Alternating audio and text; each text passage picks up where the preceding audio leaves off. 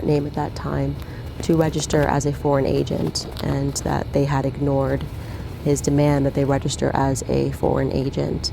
And then when he was shot a couple of months later, he no longer had to register. They no longer had to register as a foreign agent. It is also a fact that leading up to his death, he was having fights, which they have not declassified, arguments with the Prime Minister of Israel at that time, Ben-Gurion. They have, again, not declassified any of those conversations, so we don't know what it was that they were arguing about, but I would imagine Lyndon Baines Johnson would have known that he had this sort of contentious relationship, obviously, with them trying to implement AIPAC and not wanting it to be registered as a foreign agent, and obviously him having arguments as the number 2 guy. You would think that he would know this.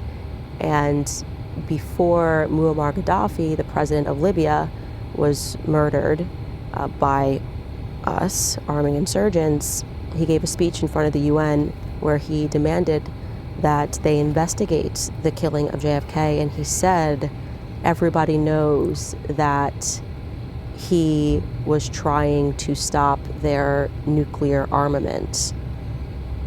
He spoke about the nuclear reactor, and he had heavily suggested in that speech in the UN that that was another, perhaps that could have been the reason that he was arguing with the Prime Minister. Of course, we'll never know. And so it's quite shocking to know that information, to realize that JFK got killed, and to also know that the person who allegedly shot him, Lee Oswald Harvey, said he didn't shoot him, didn't kill him, and then he was shot by a guy named Jacob Rubinstein, who Muammar Gaddafi alleges was also an Israeli national. Maybe he had dual citizenship, I'm not sure, because again, we don't have the files. I'm just speaking about what has been said in the public sphere.